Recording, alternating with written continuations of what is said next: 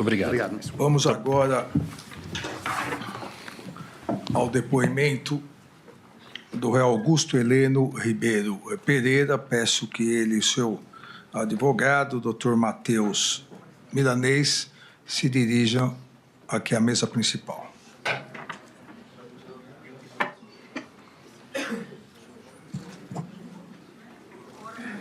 O único que não pode ir ao banheiro sou eu.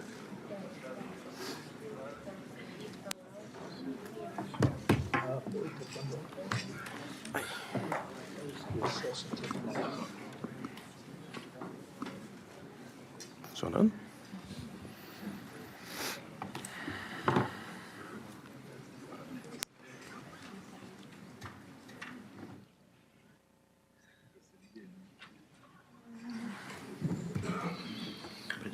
Bom dia, cumprimento o doutor Matheus Milanês, Obrigado, cumprimento o general Heleno. Bom dia. Vamos dar início aqui, como disse a todos os demais interrogados. O general Heleno tem direito ao silêncio e ao direito à não autoincriminação, uma vez que o réu não está legalmente adstrito ao compromisso de dizer a verdade. Então, reitero aqui ao senhor. Já foi devidamente qualificado. As questões pessoais, eu pergunto, onde o senhor reside, general Heleno? Em Brasília, na 305 Norte. A profissão atual do senhor? Militar da Reserva. Militar da Reserva. O senhor já foi preso ou processado alguma vez? Não. O senhor é casado? Sim, há 55 anos. Tem filhos? Tenho, 2. É verdadeira a acusação que lhe é feita pela Procuradoria-Geral da República? De jeito algum. Eu só estou aqui para esclarecer, Vossa Excelência, que ele vai fazer o uso parcial do direito de silêncio e vai responder única e exclusivamente às perguntas de sua defesa. Eu vou, mesmo assim, vou fazer as indagações para que conste e vou constar o direito, a utilização do direito ao Excelência, eu só peço, por gentileza, que não fique, por exemplo, pergunte e espere o não vou ficar em silêncio. Como ele vai ficar em silêncio em todo o interrogatório, porque o que eu quero evitar, Excelência, por exemplo, a pergunta, ele vai ter que falar, vou ficar em silêncio. Pergunta, vou ficar em silêncio. É só para evitar esse constrangimento, por gentileza. Não há problema. O réu arguiu o seu direito constitucional ao silêncio.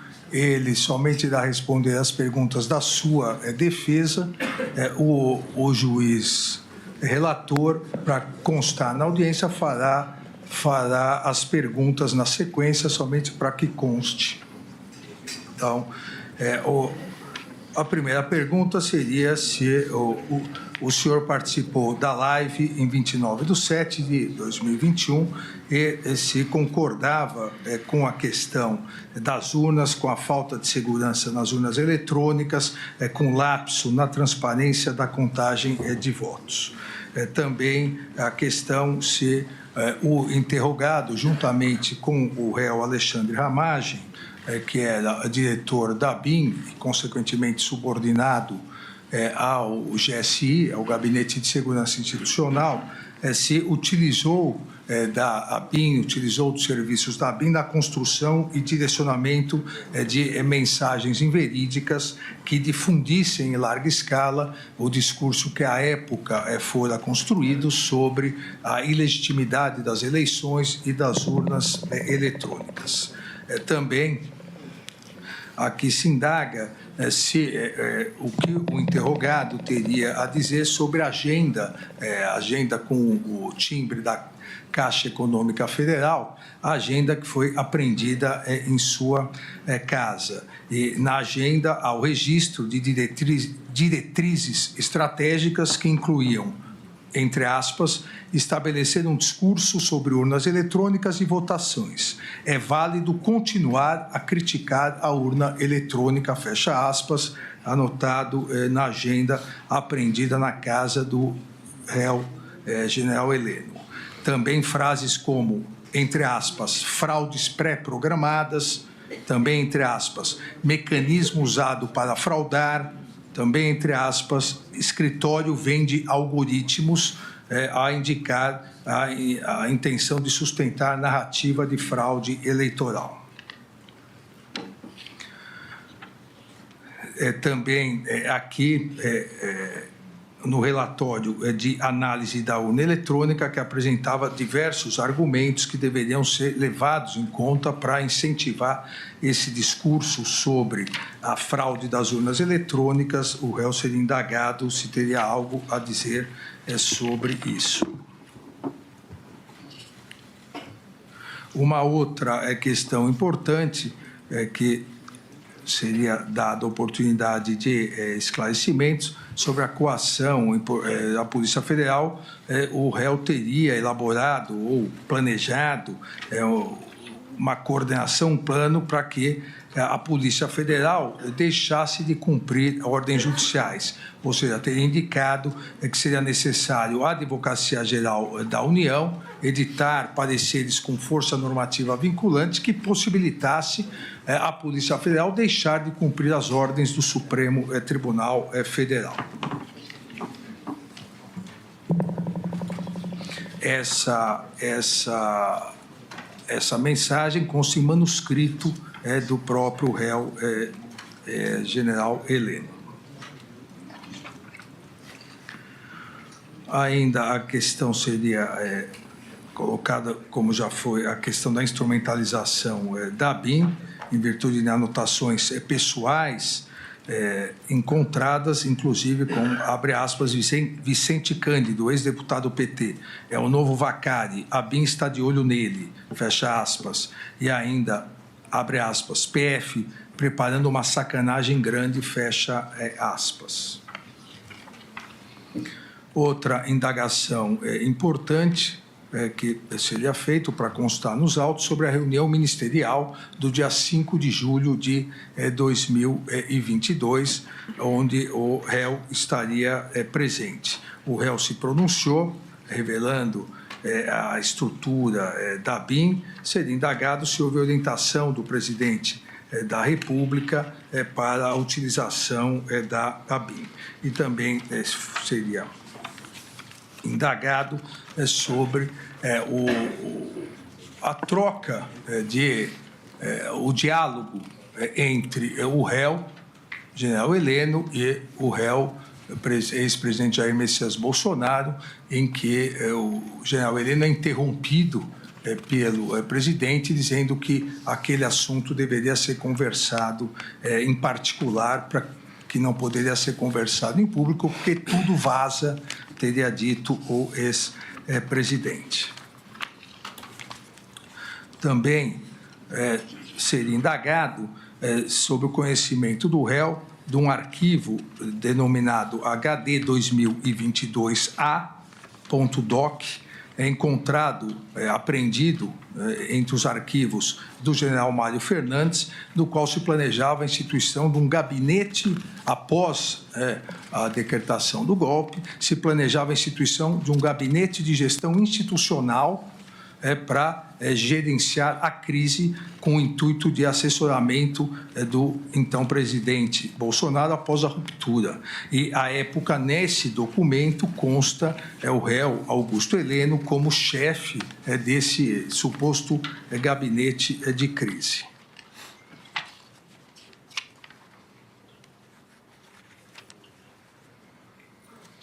Ainda seria indagado em relação à colaboração de Mauro Cid, um diálogo entre o general Mário Fernandes e Jorge Corman, em 12 de 9 de 2023, que revela que os pais, o Cid, o general também, general Lorena Cid, teria ligado tanto para o general Braga Neto quanto para o general Augusto Heleno, comentando sobre a colaboração.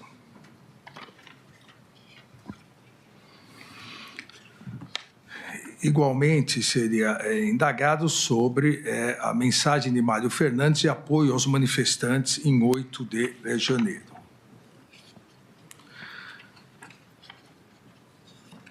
O que seria também, o que teria sido dito, o que o réu teria, qual mensagem que efetivamente ele quis passar, quando, em 26 de setembro de 2023, isso veiculado na imprensa, ele teria dito, abre aspas, tenho que tomar 2 Lexotan na veia por dia para não levar o presidente a tomar uma atitude mais drástica em relação às atitudes que são tomadas por esse STF que está aí.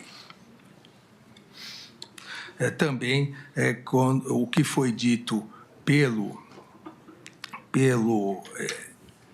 réu Augusto Heleno durante depoimento à CPMI do 8 de janeiro, onde reafirma uma frase que circulou entre os apoiadores do então presidente Bolsonaro para deslegitimar a eleição, entre aspas, bandido não sobe a rampa.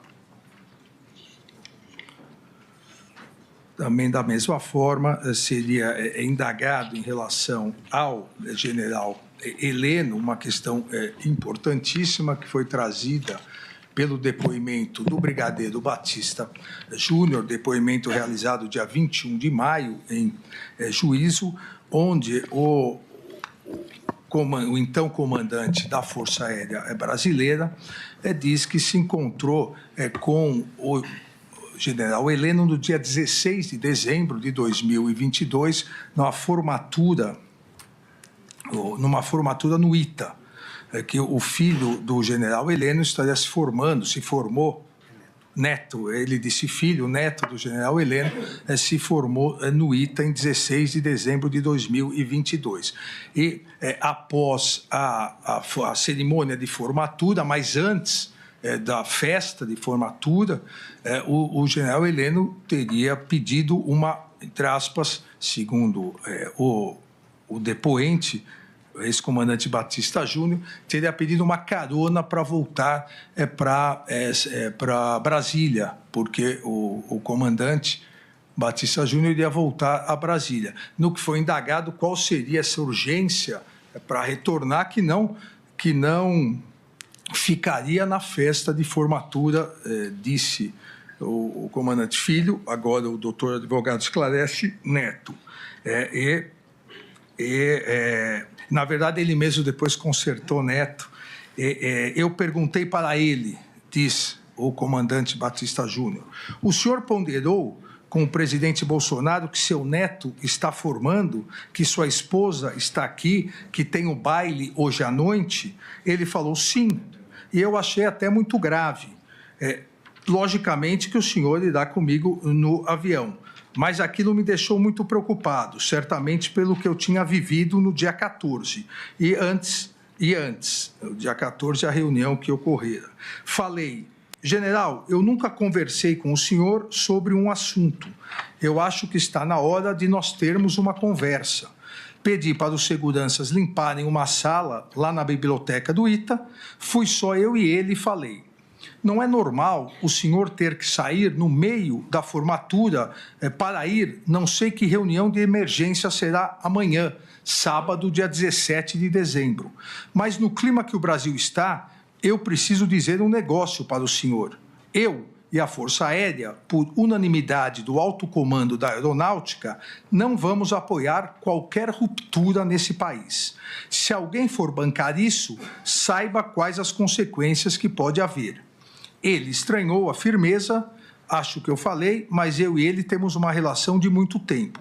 Ele veio no avião, sentou na cabine comigo, não falamos mais. Também não sei se teve a reunião dia 17, nunca mais entrei em contato com ele. Seria indagado ao réu sobre essa convocação do presidente da República, seria indagado se a reunião ocorrera e o que foi conversado. Então, essas seriam as indagações feitas para que conste em ata. Ministro Fux, quer constar alguma? Doutor Procurador-Geral? Algum dos advogados?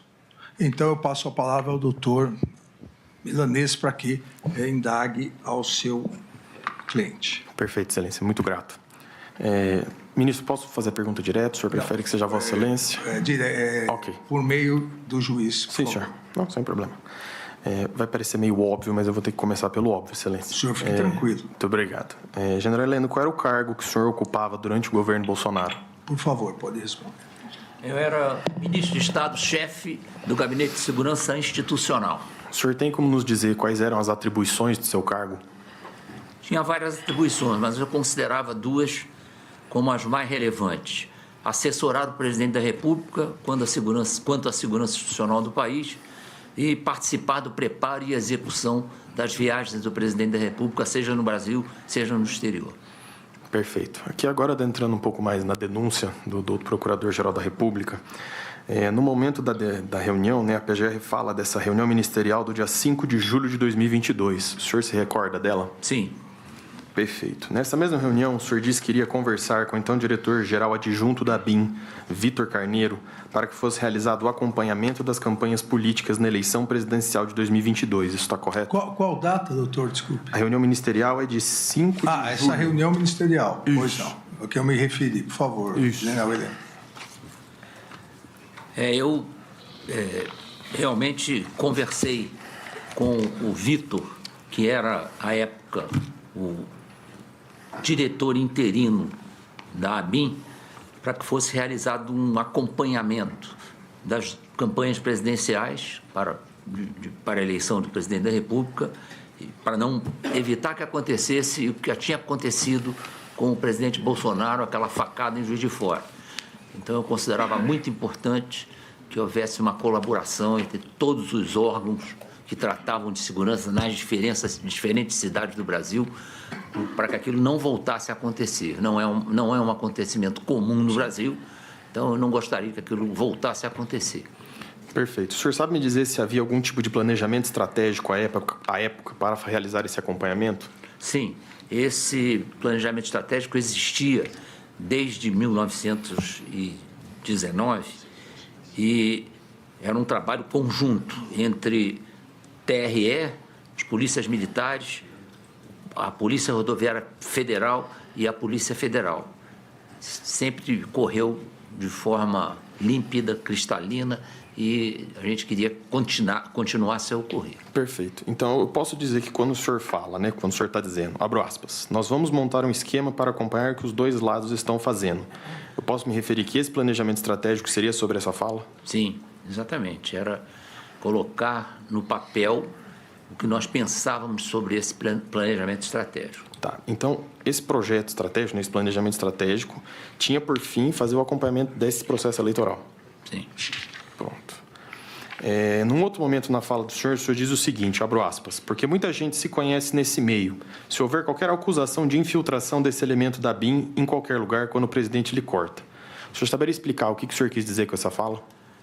Eu deixei bem claro para o Vitor que, conforme manda a Constituição, nós não podemos infiltrar elementos da ABIN nessas atividades.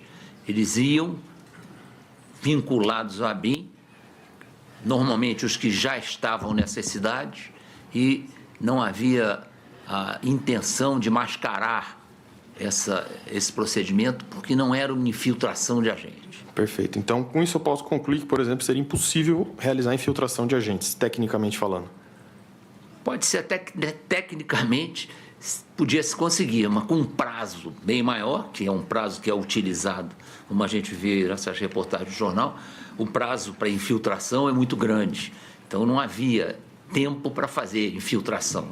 A ideia não era essa. A ideia era acompanhar de perto o que acontecia e agir em prol da não realização de coisas que fossem prejudicar o andamento das campanhas e também procurar...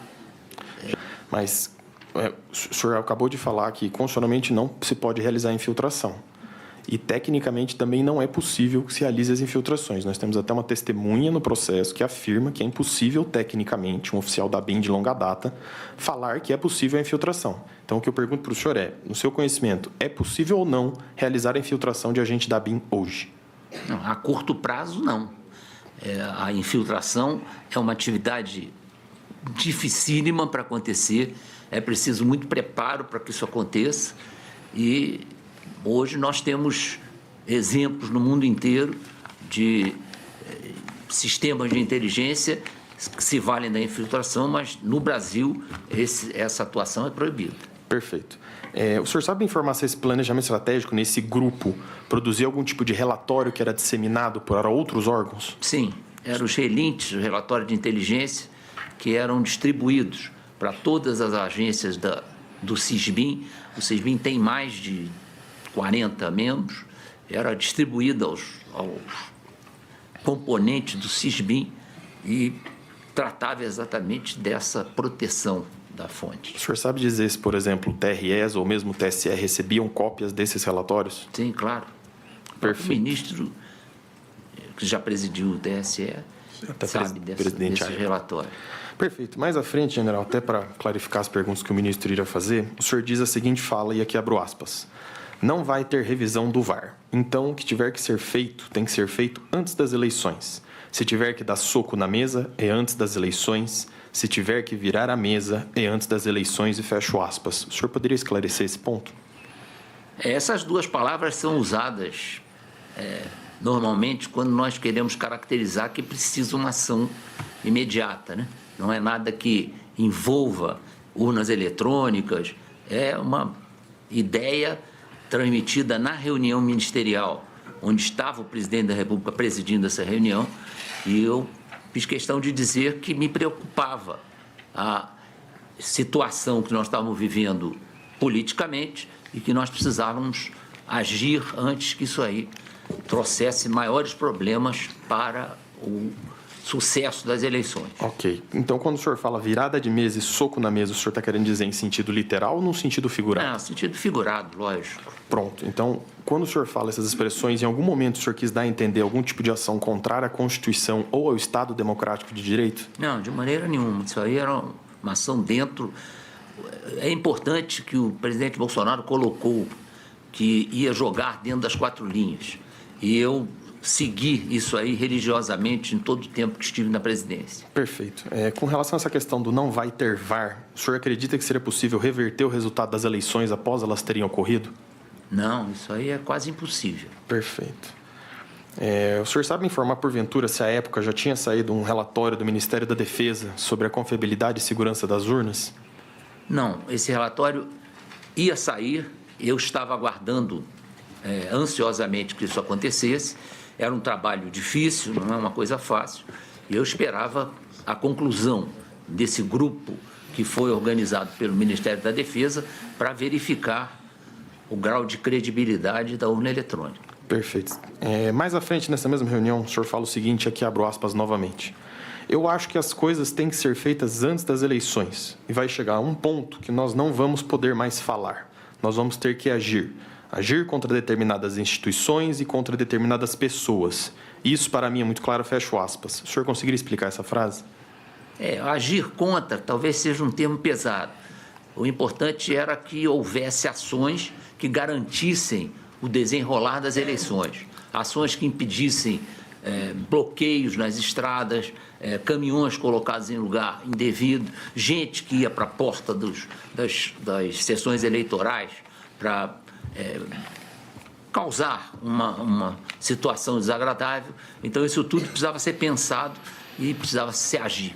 Eu acho que o GSI tinha uma importante participação nisso, porque era o Gabinete de Segurança Institucional. Perfeito. E não há segurança institucional maior do que a realização das eleições. Perfeito. Então, nessa fala do senhor, seria correto afirmar que o senhor jamais defendeu qualquer atitude ilegal?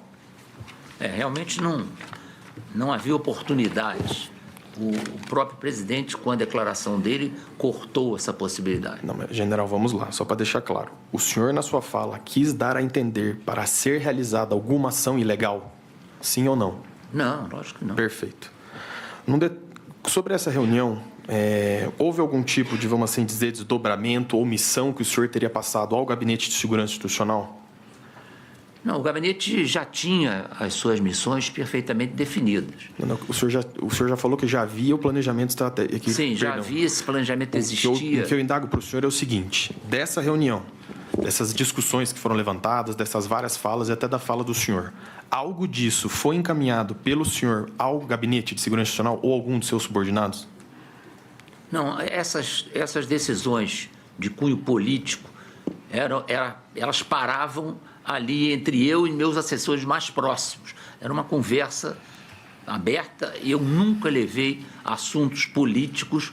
Tinha de 800 a 1.000 funcionários no GSI, eu nunca conversei com eles sobre assunto político. Às vezes fazia palestras, eu fazia algumas considerações sobre missões que já tinham sido cumpridas, missões futuras, mas nunca tratei de nada que não fosse absolutamente legal e que fosse dentro da designação do Gabinete de Segurança Institucional. Perfeito. Nessa mesma linha, eu queria indagar o senhor se o senhor, porventura, teria politizado o GSI, porque isso é uma acusação que lhe fazem. Uma acusação que não tem o menor fundamento. É preciso entender que o GSI chegava a ter entre 900 e 1.000 servidores que vinham das mais diferentes origens, homens e mulheres. Então, não havia clima para fazer pregações políticas, nem utilizar os servidores do GSI para atitudes politizadas. Então, isso não acontecia, eu não tratava disso no GSI. Perfeito. Isso já foi até afirmado pelas testemunhas que foram, foram minhas testemunhas há algum tempo atrás. Excelente. Nesse mesmo sentido, para explanar para os senhores ministros, o senhor saberia falar como que funciona essa indicação dos membros para ocupar o GSI, ou dos cargos do GSI? Bom, tirantes os cargos que eram de absoluta confiança, que logicamente em qualquer lugar é preenchido pelo chefe da entidade, os outros cargos eram preenchidos quando esses cargos vagavam, eu mandava um pedido para os diferentes órgãos solicitando que eles recompletassem os agentes que eram destinados a eles como instituições. Então, só para eu entender, então, por exemplo, se algum militar vinha da aeronáutica ou do exército ou da marinha, quando esse militar vagava, essa vaga era disposta novamente à força para indicar um substituto? Nem era a força, às vezes era a polícia militar, era os que eram pedidos aos diferentes órgãos, principalmente aqui do Distrito Federal, e esses servidores, eles se integravam ao GSI, passavam a participar das atividades do GSI, e essa quantidade de servidores era exatamente por conta das viagens presidenciais, que eram preparadas e conduzidas pelo GSI. Perfeito. É que a minha pergunta era um pouco mais incisiva no sentido de assim, general. Um servidor que estava na ABIN, como o senhor bem falou aqui, da Polícia Militar, por exemplo, quando esta vaga desse servidor abria, a força ou o órgão público ao qual esse servidor vinha que indicava quem seria o substituto? Isso. Eu solicitava que eles indicassem. E nunca devolvi alguém, eu julguei que aquele servidor não era capaz de cumprir a missão. Eu sempre fui muito bem sucedido com as indicações dos diferentes órgãos. Perfeito. Mas eu fazia questão de prestigiar essa indicação e tinha muita confiança nessa indicação. Sim, sim. Os cargos que o senhor escolhia, então, seriam mais ligados aos cargos de confiança? Sim. Tá. Aqui adentrando um pouco mais nessa questão do GSI, o senhor sabe dizer mais ou menos quantos % do GSI é composto de cargos de confiança? 5%. Aproximadamente. Aproximadamente. Tá. E eu aproveitei gente que participou do governo Dilma, do governo Temer. Era uma questão de competência, não era uma questão de origem política, nem a sua preferência partidária. Ali então, era uma entidade que não admitia essas coisas. Então, eu posso afirmar que o senhor manteve, assim como o senhor falou 5%, então o senhor falou que indicava os cargos de confiança, com certeza mais de 90% do GSI foi mantido de gestões passadas. Mais de 90%. Perfeito. O senhor, porventura, coordenou alguma ação da ABIN ou orientou a ABIN para que a agência produzisse relatórios e documentos com informações falsas sobre a eleição de 2022? De maneira nenhuma. Não havia clima. Não, perfeito, general. O clima da ABIN era muito bom. Não, mas, general, a pergunta é só sim ou não. Desculpa. O senhor coordenou ações da ABIN, orientando para que a agência produzisse relatórios e documentos com informações falsas sobre a eleição? Não fui eu, general Heleno. Que fique nos anais aqui do Supremo. Foi o seu advogado. Sim, senhor. Obrigado, senhor ministro. É só um sim ou não, general. O senhor coordenou ações da ABIN, orientando para que a agência produzisse relatórios e documentos com informações falsas sobre a eleição de 2022? Não, de jeito nenhum. General, aqui sim ou não novamente. O senhor usou recursos do GSI para disseminar informações falsas a respeito de uma pretensa fraude eleitoral? Não. Perfeito. Que agora eu vou entrar num outro ponto da denúncia, sensível, como o senhor relator já disse, que seria a respeito dessa... Aqui na denúncia se coloca agenda, excelência, mas nas páginas colacionadas não tem numeração de dias, as páginas não são numeradas, e aqui a defesa só queria deixar consignado, assim como Vossa Excelência consignou as perguntas, que o material fornecido pela Polícia Federal, que seria todo o escopo de provas produzidos, até o presente momento, em material compactado, o senhor ministro Luiz Fux conta com a marca de 37 terabytes de material compactado. As expectativas apontam que esse material descompactado ultrapasse a marca de 90 terabytes.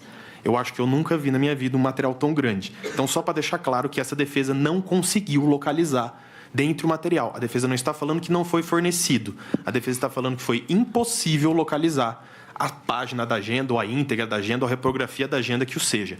Então, nós vamos entrar nessa explicação da agenda por dever de defesa, mas lembrando e ressaltando que nós vamos falar única e exclusivamente com base na ordem apresentada pela Polícia Federal. Não foi nem o Ministério Público, é isso que o Ministério Público embasou a denúncia em informes de polícia judiciária. Então, essa defesa, reforçando, não encontrou e não teve acesso a essa dita agenda, a não ser o que está colacionado na denúncia e o que foi apontado pelos informes de polícia judiciária. General, vamos lá.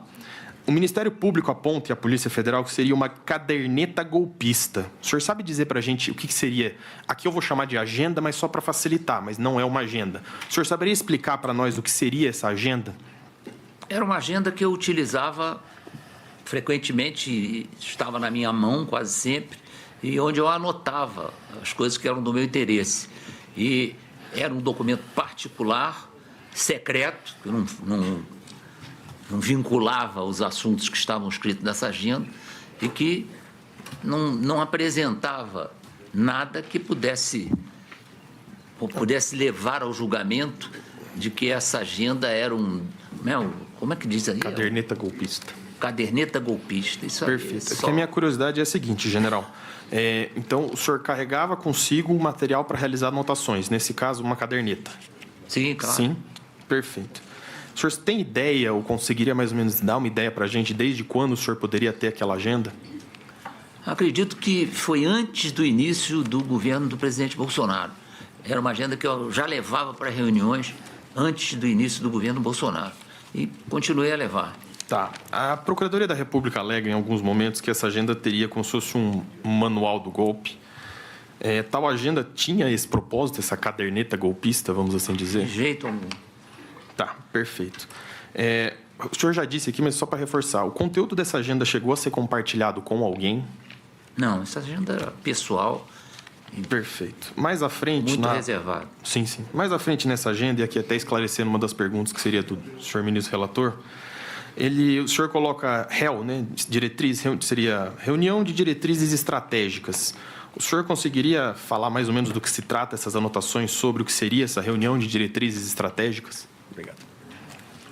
O GSI era uma organização de nível estratégico, tanto é que ele tinha condições de pedir a colaboração em qualquer estado da federação e sempre fui muito bem atendido. Essa colaboração vinha das polícias militares, das outras forças, de quem estava localizado onde ia acontecer o evento. Então, isso aí era muito importante para o GSI. Nós não tínhamos condições de prestar essa assistência e conduzir essas atividades da maneira como era conduzida se não tivesse apoio dos governos estaduais. Perfeito. É que nessas falas do senhor, que em tese parece ser uma ordem de raciocínio, o senhor coloca algumas ideias ali, que seria uma questão sobre falas, sobre posicionamentos políticos. Então, a minha indagação sobre esse posicionamento do senhor é se isso teria alguma inspiração política, não. Se esses trechos de ideia do senhor teriam algum ponto político em cima disso. Não, era uma preocupação muito grande que o GSI fosse encarado e fosse sentido, na verdade, como uma organização apolítica e apartidária. Tá, Porque não tinha, eu tinha gente no GSI de todos os matizes, homens e mulheres. Então, qualquer atitude que eu tivesse que parecesse uma atitude política, eu deixaria de contar com a confiança dos meus servidores. Perfeito. Só para que não reste dúvidas, porventura, em redes sociais, o senhor alguma vez se manifestou sobre possível fraude das urnas eletrônicas? Não, esse problema de fraude de urnas eletrônicas é mundial, né? No mundo inteiro há uma desconfiança em relação ao voto em urnas eletrônicas. Tanto é que houve a criação de uma comissão entre as forças militares para exatamente examinar o grau de confiabilidade das urnas eletrônicas. Perfeito, mas só para que fique claro, e aqui eu vou copiar o ministro Alexandre, sim ou não, o senhor nas suas redes sociais, em alguma forma, se manifestou sobre possível fraude de urnas eletrônicas? Sim Não. ou não? Perfeito. Mas aqui eu queria deixar bem claro um ponto, porque publicamente o senhor se manifesta favorável ao voto impresso, correto? Eu sempre fui adepto do voto impresso, mas era um a mais, não tinha força para transformar aquilo numa realidade. E só por curiosidade, nessas falas do senhor, toda vez que o senhor falava de urnas eletrônicas, o senhor chegava a pontuar sobre a necessidade de se provar e se deixar, vamos dizer assim, com autoria e materialidade, onde seriam e como seriam essas fraudes, para não ficarem ilações ou divagações, vamos dizer? Eu acho que isso é um processo contínuo de aperfeiçoamento e acredito que nós tenhamos que estar sempre na cabeça que a urna eletrônica pode ser sempre melhorada. Eu enfrentei Perfeito. esse problema no Haiti. Não, general, perfeito. Vamos só se ater aos fatos aqui, senão a gente pode... Desculpa, general, porque às vezes a gente pode acabar se perdendo aqui no assunto. Só para que fique claro, então. O senhor já falou que é favorável ao voto impresso, e eu queria só fechar esse assunto das eleições aqui, que é um que sempre lhe perguntam, seja na CPMI, seja na CLDF, qualquer lugar que o vá. O senhor aceitou o resultado das eleições de 2022? Eu tinha que aceitar, não havia outra solução. Pronto. Nesse sentido, o PGR, num outro momento dessa agenda, ele coloca que haveria como se fosse e aqui é uma expressão, vamos dizer, descumprimento de decisão judicial via AGU, que foi até umas perguntas que o ministro relator fez. O senhor saberia, para a gente explanar do que se trata essa questão de não cumprir decisões judiciais pela AGU? Bom, isso aí não foi dessa época da eleição, isso é bem anterior, porque havia o sentimento de que o que era produzido para a eleição, que era produzido para as futuras eleições, elas precisavam ter um cuidado especial. Afinal de contas, são as entidades mais importantes no cenário político brasileiro. Então, era importante demais que isso fosse conseguido, que fosse realizado da melhor maneira possível.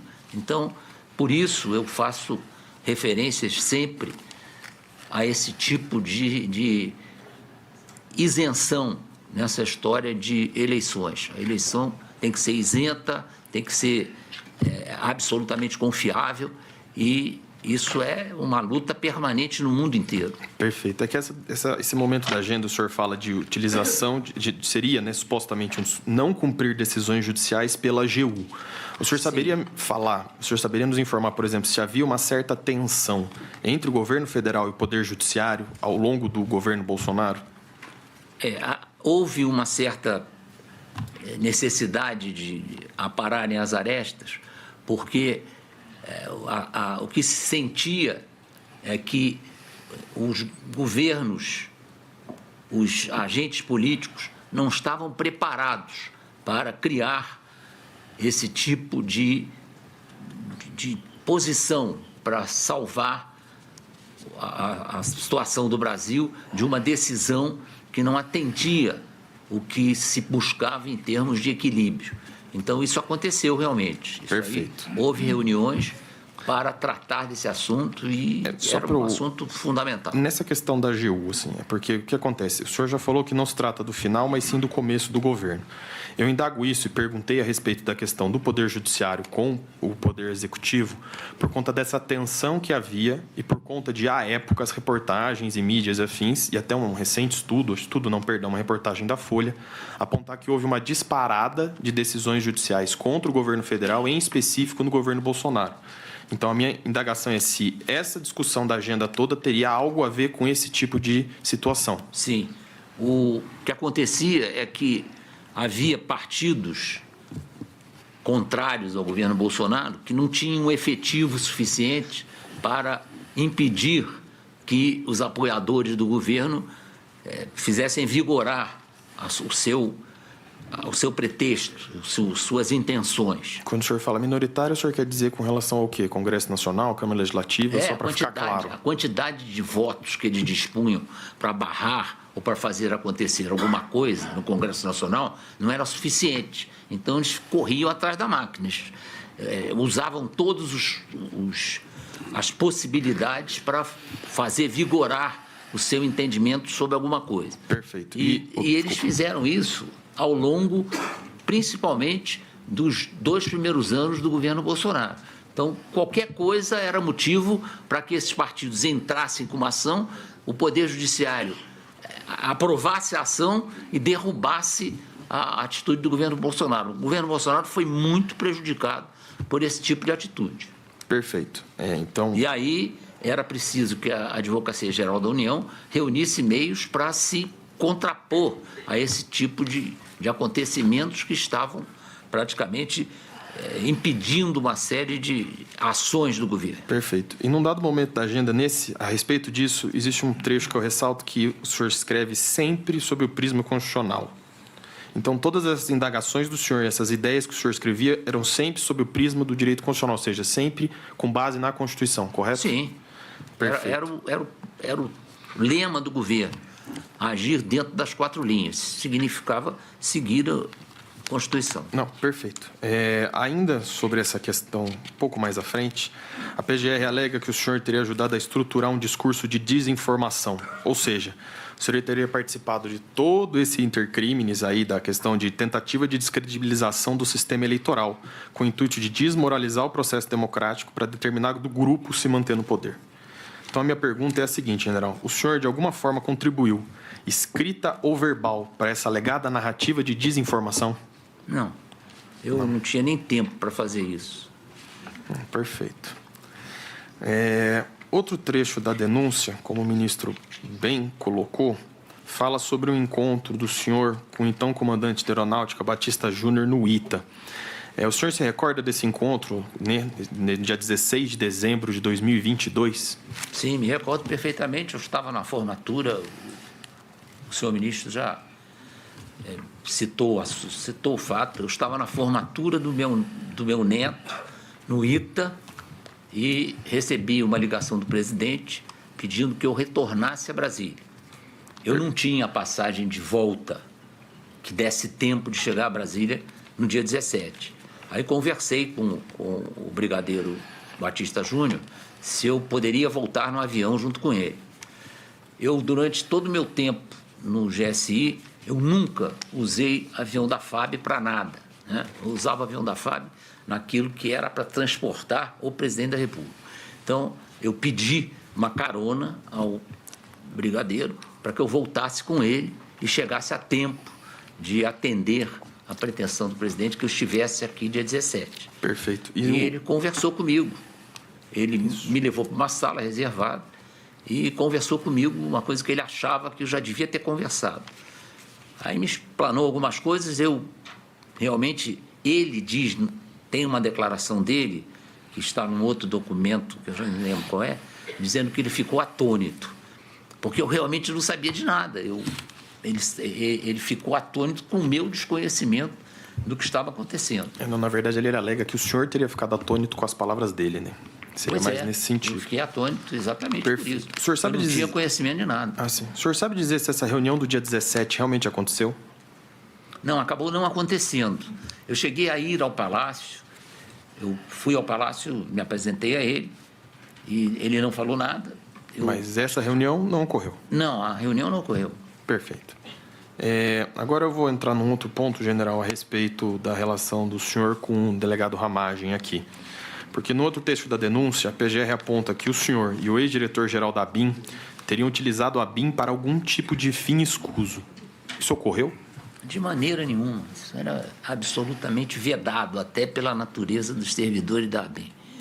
Tá. O senhor tinha conhecimento, porventura, se o delegado Ramagem tinha reuniões com o presidente sem a sua presença? Tinha. O doutor Ramagem, ele era o diretor da ABIN, né? E ele poderia, lógico, comparecer ao gabinete presidencial para conversar com o presidente sem eu saber, porque isso não era obrigação dele me informar. Há um certo desconhecimento sobre a subordinação, a maneira de atuar da ABIN, do Gabinete de Segurança Institucional.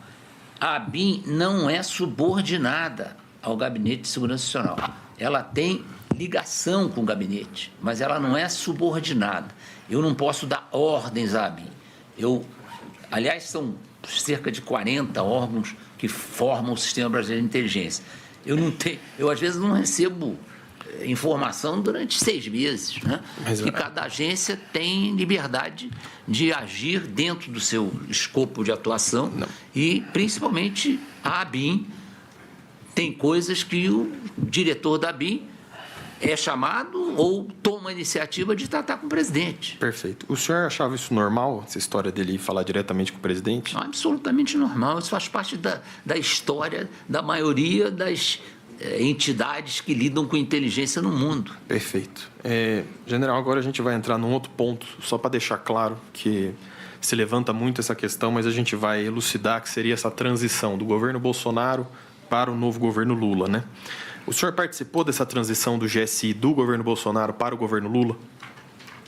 Sim, eu participei porque era missão praticamente, era impossível de não participar. Participei e procurei conduzir essa transição da melhor maneira possível. Perfeito. O general G. Dias, que seria em tese o novo ministro do GSI, ele chegou a entrar em contato diretamente com o senhor para iniciar essa transição? Ele demorou um pouco a ser indicado para ser o chefe do GSI, né? O ministro-chefe do GSI. E, quando eu soube da indicação, fiz questão de trocar ideias com ele. Eu já conhecia o general G. Dias e, numa ligação que, por acaso, estava acontecendo entre o coronel Moraes e o coronel G. Dias, eu percebi que era ele, perguntei ao Moraes, vem cá, é o general G. Dias, eu quero falar com ele. E aí falei com ele e abri as portas do GSI para ele. Pudesse trocar quem ele quisesse, se podia ir lá para conhecer o GSI. Eu tinha o meu auxiliar imediato, que era o general Penteado, e ele estava à disposição, tinha o brigadeiro Osmar. Então, eles resolveram fazer palestras para o general Gonçalves Dias. E uma delas até compareceu então, ele era encarregado dessas atividades durante essa transição, que era o doutor Mercadante. Então, o GSI foi totalmente franqueado ao novo chefe do GSI. Perfeito. Então, o senhor citou 2 nomes aqui, do general Penteado e brigadeiro Osmar Olsen. Eles seriam, porventura, os encarregados desse processo de transição? Sim, um porque era o meu substituto direto, e o outro porque era o substituto direto do Penteado. Então, eu achei importante que eles se envolvessem com isso, porque a vontade do G. Dias eu não conhecia, e se ele desejasse continuar com esses 2 servidores do GSI, seria muito importante que esse conhecimento fosse travado antes de qualquer coisa. Perfeito. Então, nesse mesmo sentido, houve algum tipo de resistência ou mesmo de obstacularização, vamos assim dizer, do senhor para essa passagem, transição do GSI? Não, de jeito nenhum.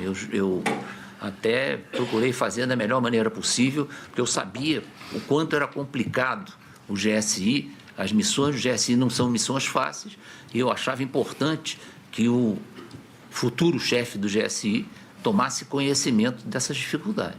Perfeito. O GSI chegou a participar da posse do novo presidente? Sim, isso é uma coisa interessante, porque tem gente que pensa que o GSI é o responsável pela posse. Não, essa responsabilidade ela é dividida, até territorialmente. Enquanto o novo presidente está se deslocando, não tem intervenção do GSI, é a Polícia Federal que trata do assunto. A partir do momento que o novo presidente chega ao Palácio do Planalto, ele é recebido já pelo GSI e, a partir daí, é o GSI que faz acontecer a posse presidencial. Então, é uma mudança de quem faz a segurança do presidente. Então, esse primeiro deslocamento, tudo que o presidente faz, é da Polícia Federal. E a partir do momento que entra no Palácio, aí é do GSI. Então, o GSI participa da posse do novo presidente, da organização e da coordenação. Tá. Sim. O senhor sabe nos informar que dia que o senhor saiu oficialmente do GSI? Foi publicada a minha exoneração no dia 1º de janeiro.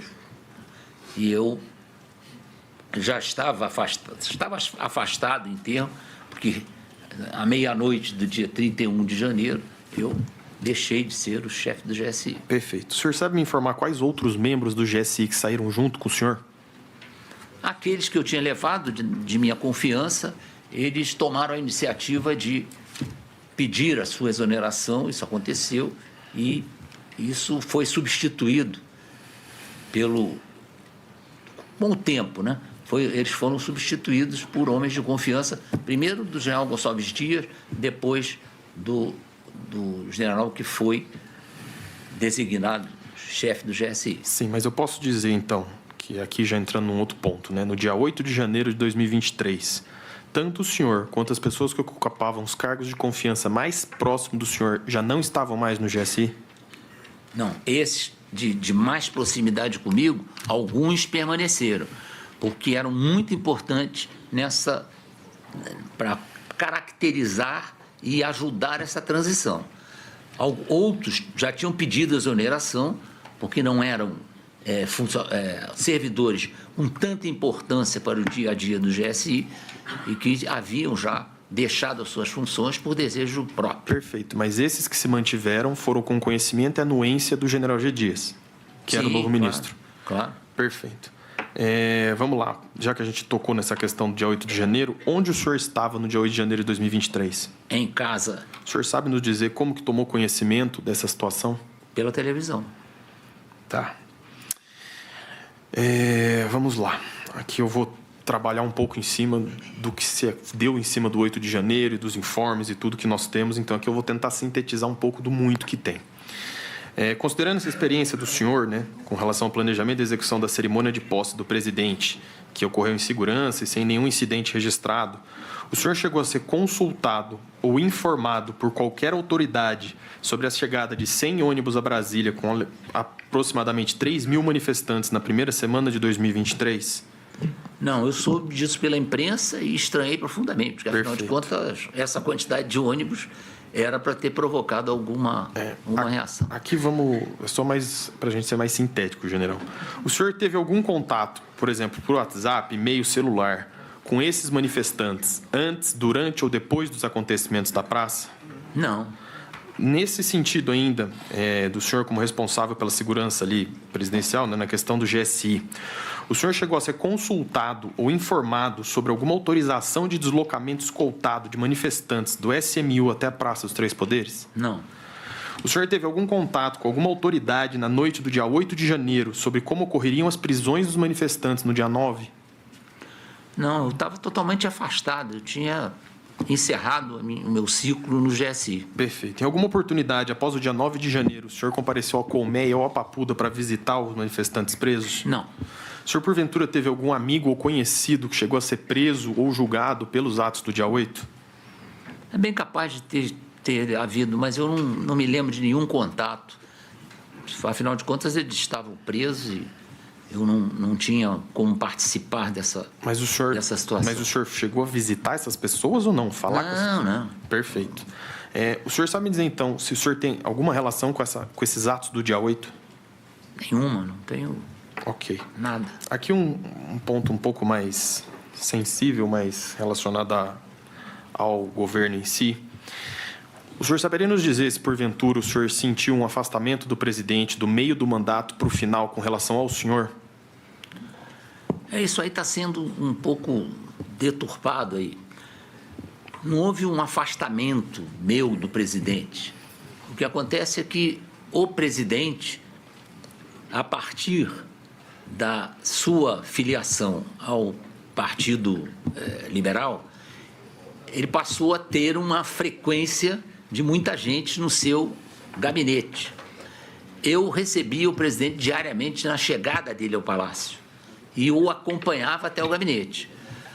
Logo no início do governo, isso aí era uma atividade corriqueira e pouca gente estava no gabinete e a gente conversava ali, traçava o que ia acontecer naquele dia e pronto. Eu podia permanecer no gabinete, muitas vezes eu assistia às audiências de ministros com ele, então eu ficava bem informado, que eu ouvia, mas era pouca gente.